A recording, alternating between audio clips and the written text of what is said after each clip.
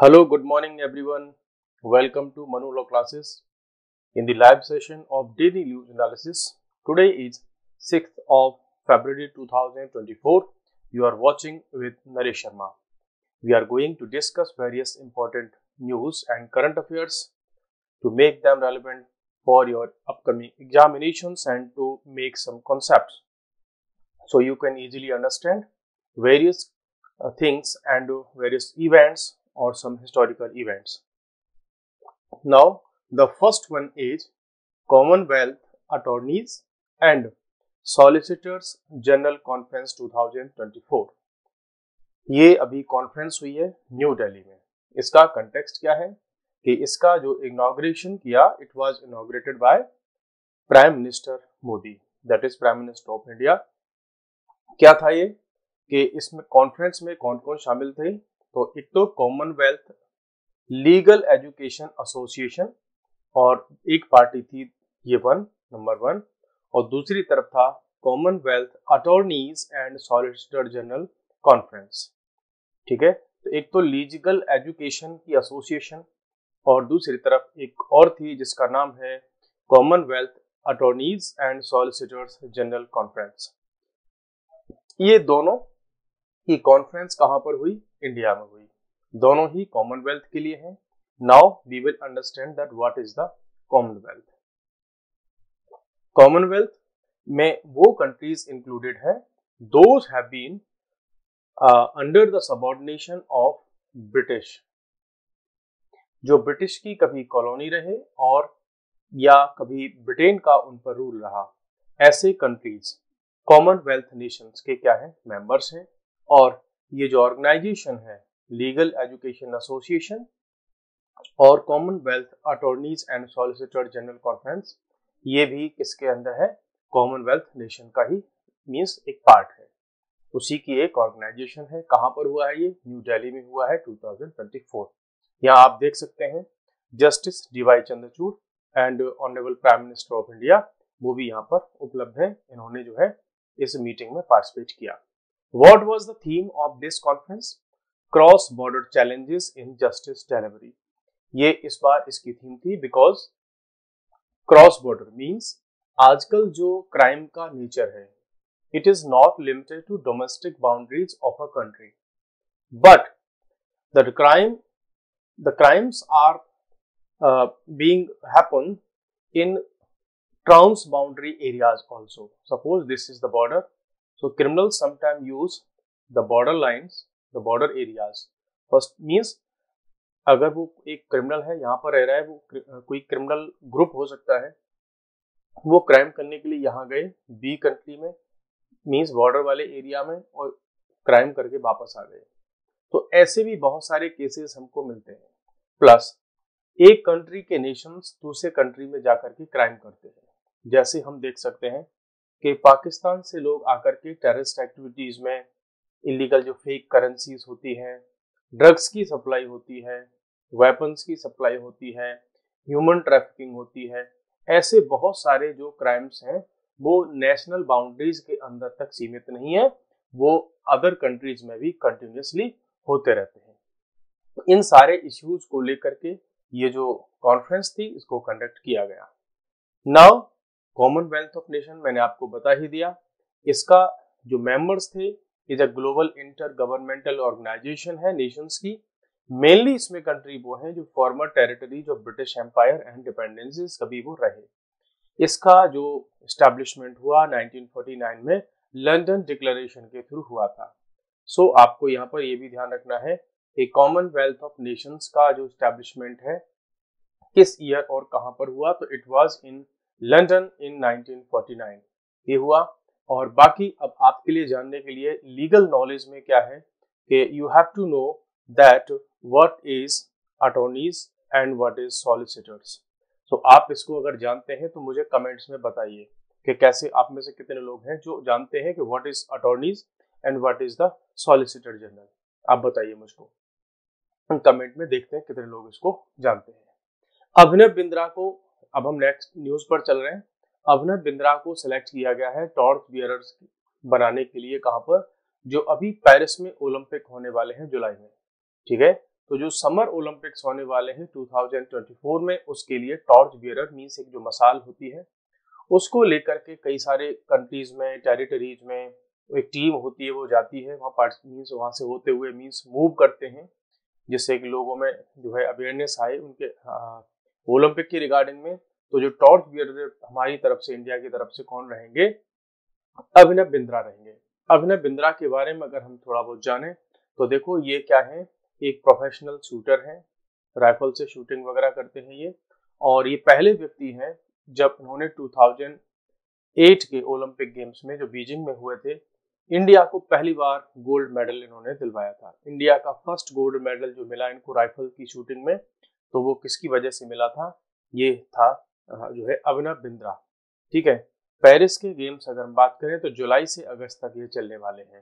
तो यहाँ पर 3-4 चीजें हमने देखी कि who will be the torch bearer of Olympic games from India, तो अभिनव बिंद्रा होंगे। जो ओलंपिक गेम्स हैं समर वाले हो रहे हैं, विंटर वाले नहीं है, ये समर में हो रहे हैं जो कि जुलाई अगस्त में हो रहे हैं।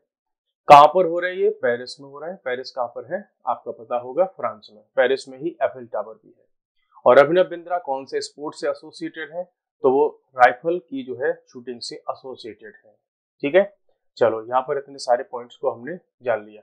चलो आपसे एक क्वेश्चन पूछ लेता हूँ मैं।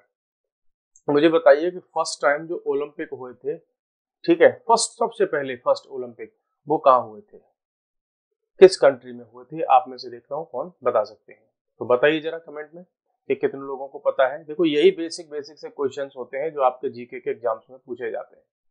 आप लिखेंगे, आप जानकारी करेंगे, गूगल से सर्च करेंगे, उससे भले ही आप गूगल से सर्च करके आप टाइप करेंगे, बट यही चीजें आपको हेल्प करेंगी फैक्ट्स को, कॉन्सेप्ट्स को लर्न करने में। नाउ यूपीआई पेमेंट्स की बात कर लेते हैं। अभी एफिल टावर वाले एरिया में जाकर के इंडिया ने क्या कर दिया, यूपीआई पेमेंट्स को वहां पर भी क्या कर दिया है, इनॉग्रेट कर दिया है, स्टार्ट कर दिया है, लॉन्च कर दिया है। तो India launched unified payment interface. UPI की ये फुल फॉर्म है, आप रोजाना करते हैं लेकिन हो सकता है बहुत सारे लोगों को न पता हो कि व्हाट इज यूपीआई। तो यूपीआई को हमने लॉन्च कर दिया है कहां पर? फ्रांस में, दैट इज पेरिस में। पेरिस के एफिल टावर पे हमने इसको लॉन्च कर दिया। अब जान लेते हैं इसके क्या क्या बेसिक पॉइंट हैं।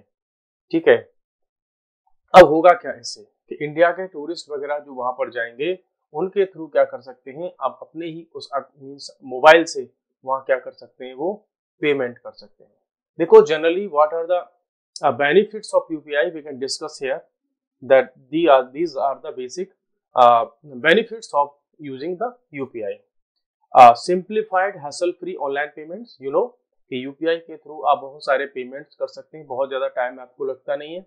अकाउंट नंबर जिसको सेंड करना है उसका मोबाइल नंबर सेलेक्ट करते हैं और उसको सेंड करते हैं अपना पासवर्ड वगैरह डाल करके, अमाउंट फिल करके। सेफ है, सिक्योर है mode of money transfer, means इधर उधर कहीं आपका पैसा दूसरी जगह नहीं जाएगा, आप जहां डिजायर करते हैं जिस अकाउंट की वहीं पर ये पैसा ट्रांसफर होता है।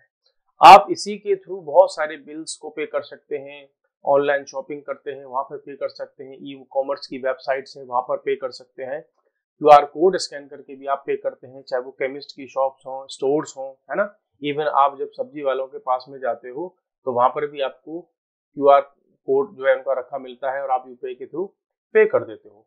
आप गोलगप्पे वाले के पास जाते हो वहां पर भी कर देते हो, है ना। आपको ध्यान होगा कि मोदी साहब ने फ्रांस के राष्ट्रपति को दिखाया था कि देखो हमारे यहाँ सब्जी वालों के पास में भी क्या है, यूपीआई स्टार्ट हो चुका है, ऑनलाइन डिजिटल पेमेंट हो रहा है। तो उनको बड़ा अजीब लगा था, बोला यार इतना लेवल पर आप लोगों ने इम्प्लीमेंट कर दिया इसको। तो यूपीआई के थ्रू जब हम रेगुलरली पे वगैरह करते हैं तो कुछ वाउचर वगैरह, कैश ऑफर वगैरह भी हमको मिलते रहते हैं। Now there is another thing which is in use, that is Directorate General of GST Intelligence. GST intelligence का जो डायरेक्टरेट है वो भी इस समय न्यूज में है। क्यों? बिकॉज ये इस समय इन्वेस्टिगेट कर रहे हैं किसको, महादेव ऑनलाइन बुकिंग जो ऐप है। ऑनलाइन बुकिंग मीन्स, बुकिंग का मतलब टिकट बुकिंग नहीं, इट्स मीन्स बैटिंग टाइप का, ठीक है, बैटिंग एप्लीकेशन टाइप का ये एक ऐप है। इस पर आरोप लगे हैं इस ऐप पर भी और ऐप के ओनर पर भी कि आप लोग क्या कर रहे हैं, इलीगल बैटिंग को जो है कंडक्ट करवा रहे हैं और जीएसटी के रूल्स वगैरह हैं जो जहां से टैक्स वगैरह गवर्नमेंट को पे किया जाना चाहिए, you are violating those norms. वो जो टैक्स के वायलेशन हैं उनको आप कर रहे हो। तो इसलिए क्या है कि डायरेक्टरेट जनरल ऑफ जो है जीएसटी क्या कर रहा है, इन्वेस्ट कर रहा है। देखो directorate general of central excise intelligence हुआ करता था पहले ये, अब बिकॉज इसको बदल करके किसमें कन्वर्ट कर दिया, इसका नाम रख दिया ये, बिकॉज ये वाले सारे टैक्सेस वगैरह वो सब थे उनको हम किसमें ले आए, जीएसटी में लेकर के आए। अच्छा चलो मुझे आप में से कोई बता सकता है कि जीएसटी को कॉन्स्टिट्यूशन के कौन से अमेंडमेंट से स्टार्ट किया गया था? ठीक है, एनीबॉडी बताओ मुझे कि जीएसटी कौन से कॉन्स्टिट्यूशन अमेंडमेंट से आया था? तो जी अब हम अगर बात करें तो DGGI की, DGGI की, तो ये एपेक्स इंटेलिजेंस ऑर्गेनाइजेशन है जो टैक्स चोरी वगैरह इन सबको देखती है कि स्पेशली जीएसटी के रिगार्डिंग में, इनडायरेक्ट टैक्सेस में, कस्टम्स में, और मींस ये किसके अंदर काम करती है, central board of indirect taxes and customs के अंदर काम करती है। तो जीएसटी या इनडायरेक्ट टैक्सेस या कस्टम्स के जितने भी मैटर्स होते हैं उन सब में इंटेलिजेंस कलेक्शन करना इसका मेन काम है। काम करती है ये मिनिस्ट्री ऑफ फाइनेंस के अंदर में, और मिनिस्ट्री ऑफ फाइनेंस के अंदर भी एक डिपार्टमेंट है that is department of revenue, because revenue collection कहां से होता है गवर्नमेंट के पास में, मोस्टली फ्रॉम द टैक्सेस। और इसको एंट्रस्ट किया गया है कि भाई आप कलेक्शन करो इंटेलिजेंस का, कोलेशन करो उसका, उसको डिसएमिनेशन करो ऑफ इंटेलिजेंस का, किससे, evasion of goods and services tax. जो जीएसटी को जानबूझ करके एवेड कर रहे हैं, उससे बच रहे हैं, गवर्नमेंट को पैसा नहीं दे रहे हैं, उनकी इंटेलिजेंस कलेक्ट करो। तो इसी के बेसिस पर क्या है, DGGI के फंक्शंस हैं। क्या फंक्शन है उसके, इंटेलिजेंस को कलेक्ट करना, ऐसा कोई केस आता है तो उसको इन्वेस्टिगेट करना, और उन रूल्स का एनफोर्समेंट करना, ये इसके मेन फंक्शंस हैं। तो आप इतना तो आप समझ गए होंगे ये काफी इंपॉर्टेंट ऑर्गेनाइजेशन है। जैसे लॉ एंड ऑर्डर के मामले में हमारे पास इंटेलिजेंस ब्यूरो है ना, IB जिसको हम बोलते हैं, हमारे पास रॉ है इंटरनेशनल लेवल पर जो है इंटेलिजेंस कलेक्शन के लिए, है ना। ऐसे ही हमारे पास MI है, मिलिट्री इंटेलिजेंस है ना। ऐसे ही हमारे पास DI है, डिफेंस इंटेलिजेंस है। ऐसी बहुत सारी एजेंसीज हमारे यहाँ काम करती हैं, और पुलिस में LIU होती है। तो ऐसे बहुत सारी इंटेलिजेंस यूनिट्स होती हैं। तो वैसे ही जो DGGI है ये भी एक इंटेलिजेंस कलेक्शन एजेंसी है जो इंटेलिजेंस कलेक्ट करती है इसके रिगार्डिंग में, जीएसटी के रिगार्डिंग में। नाउ एक अनदर न्यूज हमारे पास है और वो है विप। ठीक है, आप विप के बारे में आप में से बहुत सारे लोग शायद नहीं जानते होंगे, तो इसको जान लेते हैं कि व्हाट इज विप। देखो रिसेंटली कंटेक्स्ट इसका क्या है कि जो पॉलिटिकल पार्टीज हैं उन्होंने अभी विप इशू किया है, वो भी कौन सा वाला, 3 लाइन वाला, अपने सभी लोकसभा MPs को कि भाई अभी जो प्राइम मिनिस्टर हैं वो आएंगे हाउस में और वो थैंक्स मोशन प्रेजेंट करेंगे प्रेसिडेंट के एड्रेस को। तो पहले इन तीनों चीजों को अलग अलग समझ लेते हैं हम। देखो जो विप होती है ना, ये क्या है, कोई पॉलिटिकल पार्टी है A और ये चाहती है कि इसके जितने भी मेंबर ऑफ पार्लियामेंट है, MPs हैं, इन सबको ये डायरेक्शन देती है कि आपको उस दिन किसी पर्टिकुलर डे किसी पर्टिकुलर मैटर पर आपको लोकसभा में प्रेजेंट होना होगा, और हम जैसा चाहते हैं जिस मुद्दे पर, मींस वोट अगेंस्ट में करना है या सपोर्ट में करना है। तो पॉलिटिकल पार्टी जो होती है, जिस पार्टी के वो मेंबर होते हैं, उनको डायरेक्शन देती है कि आपको उस दिन आना है या उस दिन नहीं आना है, किसी मुद्दे पर सपोर्ट में वोट करना है या अगेंस्ट में वोट करना है। उस सब पर ये विप मींस एक तरह की डायरेक्शन है, ऑर्डर है फ्रॉम द पॉलिटिकल पार्टी के डिसिप्लिनरी मींस सेंस में। ठीक है, तो वहां आपको अटेंडेंस अपनी शो करनी है। तो ये तो हो गई आपकी विप। अच्छा, अब समझ में आ रहा होगा कि भाई ये प्राइम मिनिस्टर आ रहे हैं यहाँ पर repay motion of thanks on the presidential address delivered recently. देखो जब भी बजट पेश होता है तो उसके बाद क्या होता है, एक इश्यू होता है कि जो प्रेसिडेंट ऑफ इंडिया होते हैं वो पार्लियामेंट में अपनी एक स्पीच देते हैं। ठीक है, और फिर उस स्पीच के बाद में जो प्राइम मिनिस्टर होते हैं उस स्पीच पर थैंक्स मोशन जो है लाते हैं और उस पर अपनी स्पीच देते हैं प्राइम मिनिस्टर। तो हुआ क्या है कि पॉलिटिकल पार्टीज कह रही है कि जिस दिन प्राइम मिनिस्टर आएंगे उस दिन सब आप इकट्ठे हो जाइए और उस दिन हम प्राइम मिनिस्टर को घेरेंगे, ऐसा कुछ उनका कहना है। तो की पॉइंट्स क्या है, देखो रिवाइज करते हैं। A whip is a parliamentary parlance में इज अ रिटन ऑर्डर है। ये कैसा ऑर्डर है, रिटन ऑर्डर है पार्टी के मेंबर्स के लिए to be present for an important vote के लिए that they vote only in a particular way, कि उस दिन आपको प्रेजेंट होना है और हम जैसे चाहें मींस पार्टी की जो डायरेक्शंस होंगी उसी के अकॉर्डिंग आपको क्या करना है, वोट भी करना है। In terms of derived from the old British practice से हमने इसको लिया था विपिंग इन, ये एक वहां पर प्रैक्टिस थी ब्रिटेन में, तो उसी को हमने इंडिया में भी क्या कर लिया, एक्सेप्ट कर लिया। द इम्पोर्टेंस ऑफ विप की अगर हम बात करें तो number of times an order is underlined, तो ये पता चलता है कि जो विप है, सपोज करो वहां पर कोई आपने ये कोई ऑर्डर लिखा, ठीक है, कोई ऑर्डर लिखा, अब या मींस जहां से विप इश्यू होती है जिस लीडर के यहाँ से, पार्टी पॉलिटिकल पार्टी के लीडर के यहाँ से, तो वो अगर उसने एक बार इसको अंडरलाइन किया है इस ऑर्डर को, मीन्स भाई एक लेटर उन्होंने इश्यू किया होगा, सबको एक मैसेज टाइप किया होगा, तो उस मैसेज के नीचे अगर एक अंडरलाइन है तो मीन्स वन लाइन विप, उस मैसेज के नीचे 2 बार लाइन है, ठीक है, सपोज करो ये यहाँ आपको ये वाला हो गया, तो एक बार अंडरलाइन है मीन्स 1 लाइन विप, 2 बार अंडरलाइन है 2 लाइन विप, 3 बार अंडरलाइन किया गया है इसको तो 3 लाइन विप। तो इस तरह से जो विप होती है वो 3 टाइप की होती है, ठीक है। अब ये कैसे इश्यू होती है कि सारी की सारी जो पॉलिटिकल पार्टीज है जब भी उनको विप इश्यू करनी होती है तो उससे पहले सब पार्टीज के अपने अपने लीडर्स होते हैं, उनमें से in all Indian all parties can issue whip, सारी पार्टीज कर सकती हैं, उनमें से किसी एक सीनियर मेंबर को विप का जो है मींस प्रेसिडेंट या उसको कहें चीफ बना दिया जाता है, और जो इसका पूरा हेड होता है उसको कहा जाता है चीफ विप कहा जाता है। मींस वो लीडर ऑर्डर इशू करेगा कि भाई उस दिन आपको वोट डालने आना है कि नहीं आना है, और आना है तो किस सब्जेक्ट पर वोट देनी है और किस सब्जेक्ट पर वोट नहीं देनी है, वोट देनी है तो किसके समर्थन में देनी है, किसके अगेंस्ट में देनी है, तो ये सब ये जो चीफ विप होता है ये इशू करता है।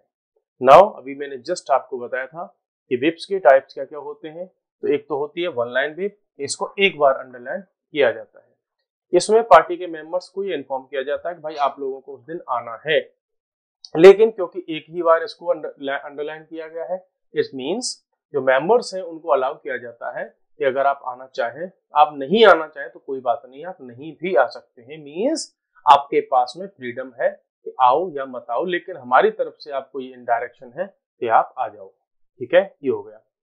2 लाइन अंडर मींस उसको 2 बार अंडरलाइन किया हुआ है उस ऑर्डर को, सॉरी ऑर्डर नहीं, उसको उस डायरेक्शन को, ठीक है, तो उसमें यह कहा गया है कि भाई आपको आना है, इसमें भी उतनी ज्यादा स्ट्रिक्टनेस नहीं होती, लेकिन जब कोई विप इशू होती है 3 लाइन विप, मींस 3 बार अंडरलाइन उसको किया है, तो ये सबसे स्ट्रॉन्गेस्ट विप होती है, ठीक है, इसको कोई भी मेंबर उस पार्टी का उसको क्या नहीं कर सकता, डिफाई नहीं कर सकता, उसको आना ही पड़ेगा, मींस ये क्या करती है, place an obligation on members to toe the party line, party ने जो कह दिया, पार्टी की लीडरशिप ने, अब आपको वो बात माननी ही पड़ेगी, आप अगर नहीं आए तो आपकी उस मींस लोकसभा से, है ना, उस हाउस से आपकी मेंबरशिप को भी क्या किया जा सकता है, खत्म किया जा सकता है।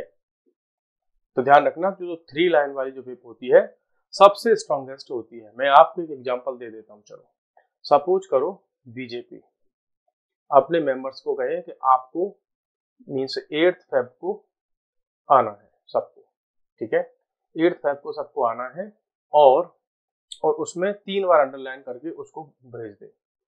अब अगर कोई ऐसा मेंबर है कि 8 फेब को नहीं आया, एब्सेंट हो गया, और उसके पास कोई वैलिड रीजन नहीं है, और पार्टी के सीनियर लीडरशिप को लग रहा है कि इसने जानबूझ करके ऑर्डर को क्या किया है, डिफाई किया है, तो उसकी लोकसभा से मेंबरशिप को भी खत्म किया जा सकता है, ध्यान रखना इस बात को।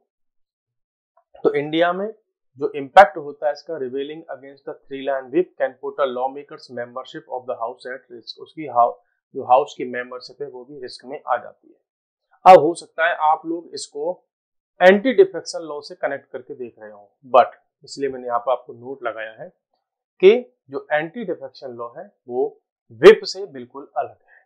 क्या है, देखो एंटी डिफेक्शन लॉ की जब हम बात करते हैं तो वो डिफरेंट कॉन्सेप्ट है, देखो उसमें जो पावर होती है वो होती है स्पीकर को या चेयरपर्सन को। कैसे, आपको इसको मैं सिंपल एग्जांपल से समझाता हूँ। सपोज करो कोई एक मेंबर बीजेपी की टिकट पर एमपी बना, जब इलेक्शन हुए तो बीजेपी के नाम से उसने इलेक्शन फाइट किया।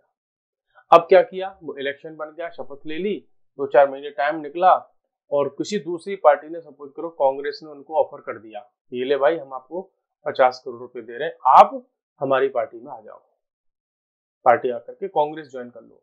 ठीक है, तो ऐसे केस में इस मेंबर की, ये कोई ए नाम का जो मेंबर था, इसकी पार्लियामेंट से मेंबरशिप को फिनिश किया जा सकता है, खत्म किया जा सकता है, उसकी मेंबरशिप को टर्मिनेट किया जा सकता है।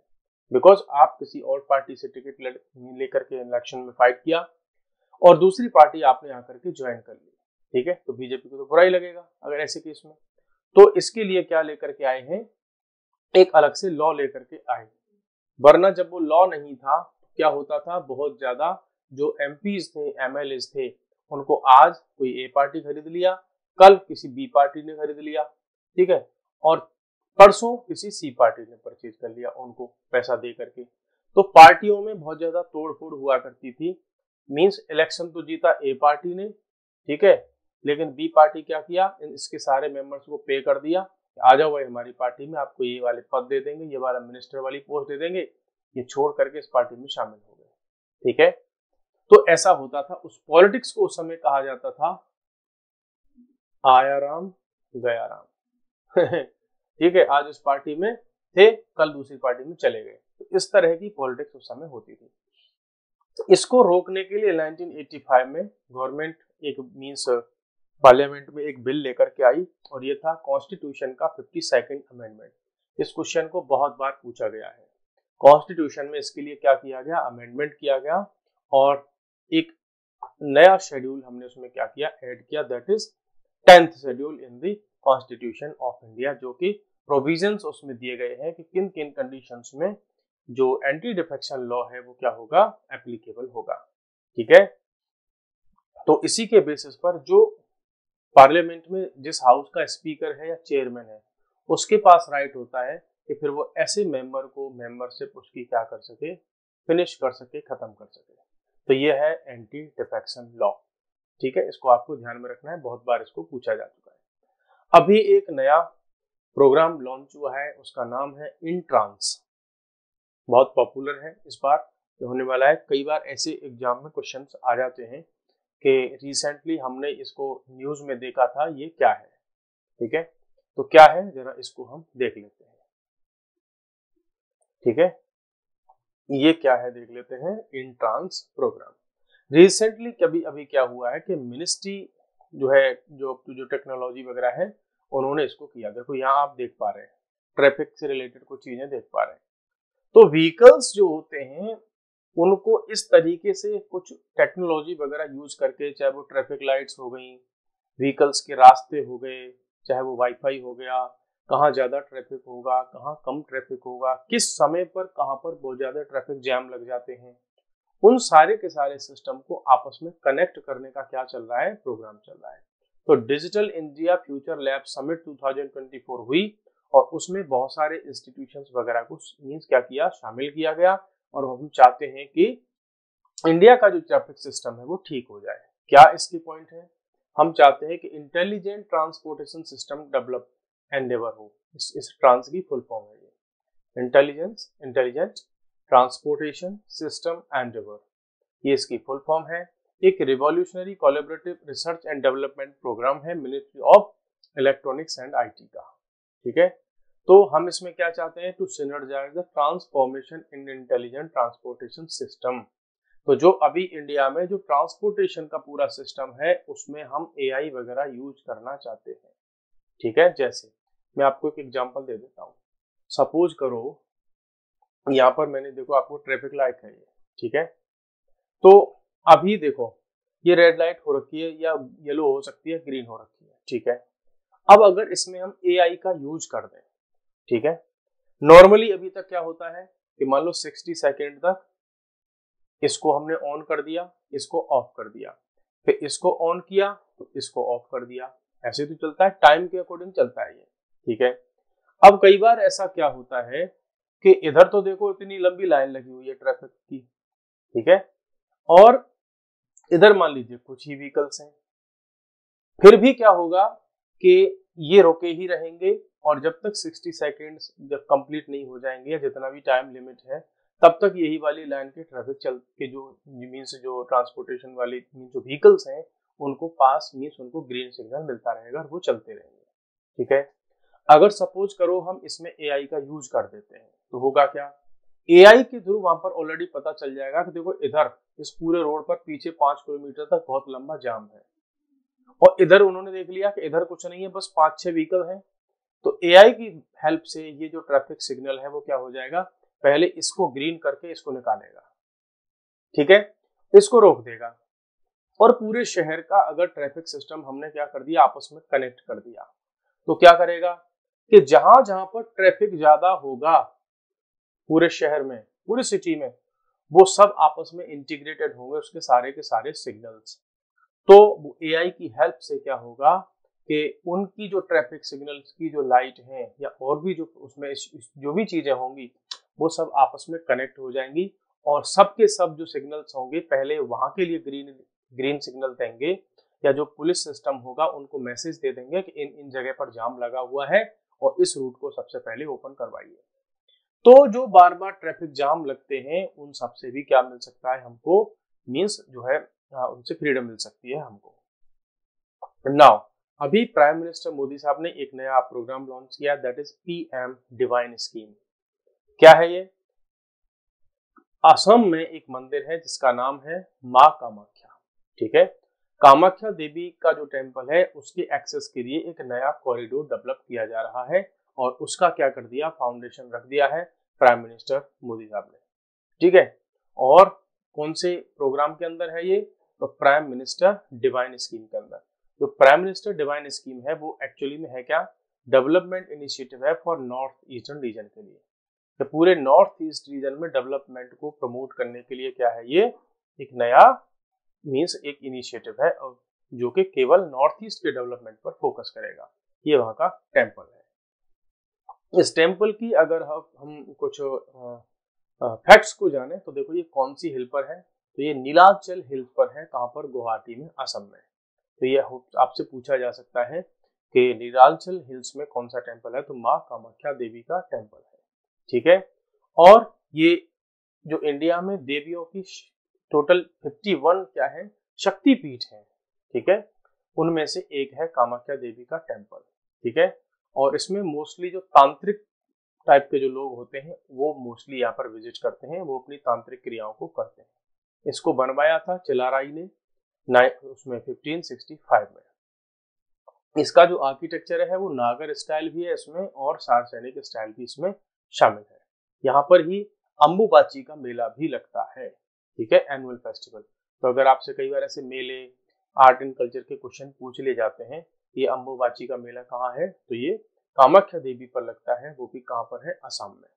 कामाख्या देवी पर ये जो अंबुबाची का मेला लगता है वो ईयरली मेंस्ट्रुएशन को क्या करता है और उसको कमेमोरेट करने के लिए क्या करते हैं, वहां पर एक मेला लगता है। इसमें बहुत सारे पॉइंट्स हैं और भी, ठीक है, कामाख्या देवी के टेम्पल के बारे में, बिकॉज यहाँ पर बहुत सारा ऐसा सिस्टम है कि पुरुषों को अलाउ नहीं है, ऐसे बहुत सारे टूल्स हैं यहाँ पर। तो तांत्रिक क्रिया को लेकर के ये जो टेम्पल है वो पॉपुलर है और स्पेशली माँ भवानी को ये समर्पित है।